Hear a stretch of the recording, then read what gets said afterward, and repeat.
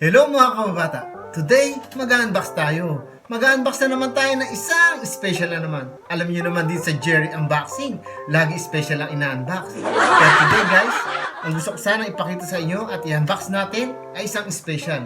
Dahil ito ay for the first time, isang Filipino toy designer. Kaya, sabihin natin kung ano yung i-unbox natin. Ang i-unbox po natin today ay ang Tan-tan-tan! Ito po ay isang James Harden sneakers. Kaya pakita ko na sa inyo guys kung ano ang laman itong special box. Special na box. So guys. Okay. Okay. Ayun. Ano pakita yan? Okay. Ito guys, ito po ang box. Ganda ng box ah. Wow, ganda ng box. Hindi ko talaga nakuha yung Manila Heritage, pero nakuha ko mismong shoes ni James Harden Volume 5. Ito po yun guys. Ayan.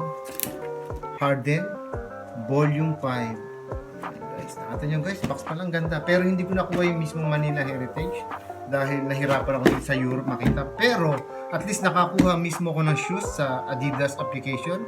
At swerte naman nabigyan tayo ng discount kahit pa paano. Pero salamat po, merci beaucoup Adidas application. 20% less. Kahit pa paano.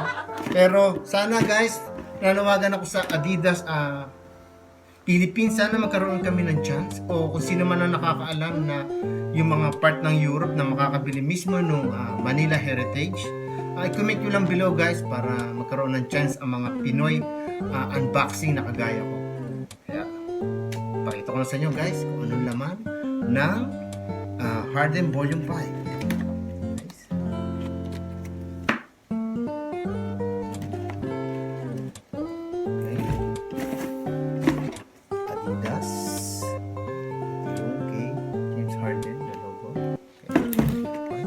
First time ko lang itong bubuksan guys. Ganda.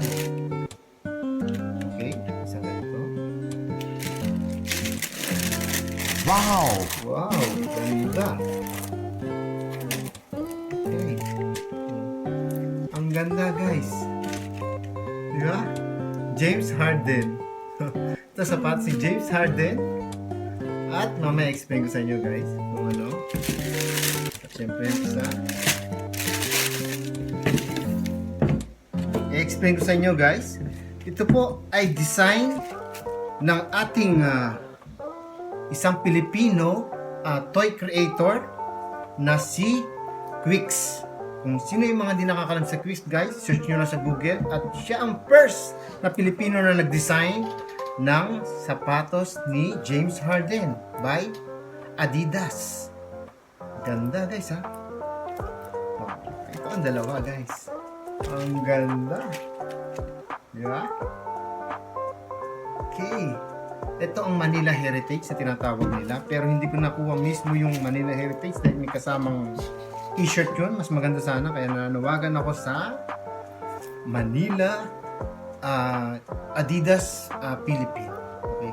Guys, papakita ko sa inyo isa-isa yung bawat dinesign ni Quiccs. Kasi guys, sabi ni Quiccs na-search ko lang at napanood ko sa YouTube na itong sapatos na to ay yung pinakakulay niya talagang dinesign as ma-remember na Filipino talaga ang nag-design. Kasi tinan yung kulay niya guys, parang sa flag natin ng Philippine, blue, red, and yellow, and white. Di ba guys? Okay. Pakita ko na sa inyo guys. Ito kasi guys, ito daw nakita itong date na to. Sabi ni Quiccs dahil interview siya ni Julius Babaw, napanood ko yun kay Julius Babaw, kaya lagi nanonood ako kay Julius Babaw. Ang ganda talaga niya mag-unboxing. Okay, isa yan sa mga idol natin. Pakita ko sa inyo guys. Itong date na to, ito daw ay nung pumunta daw si James Harden sa Philippine. Yan guys, pakita ko. Ito yun. Oh, sorry. Okay? Yan yun guys. Pumunta si James Harden. At nakita nyo to guys, itong tatlong dot na to, na yellow, ng Luzon, Visayas at Mindanao. Yun.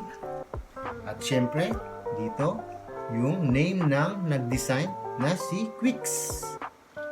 At higit sa lahat, ayan, may signature din ni James Harden dito. At ito daw, yung parang collaboration ni na group ni Quicks. Okay. At kung makikita nyo sa inside guys, talaga dito makikita nyo na MNL.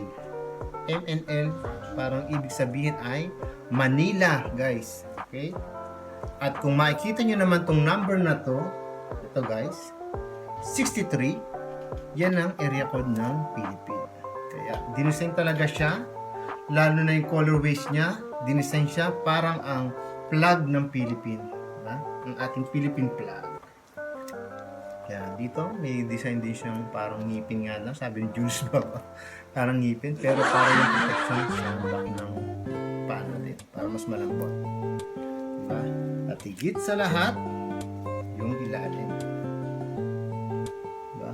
Boost, tapos si text. Nakikita nyo to guys sa ilalim, si text 63.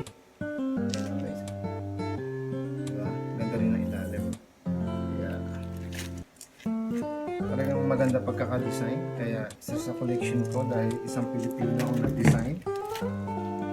Okay. Ganda niya. Sinusuot din to ni James Harden nung naglaro siya. Pakita ko na lang yung photo rito. Nakita ko sa internet na si James Harden, sinuot niya to.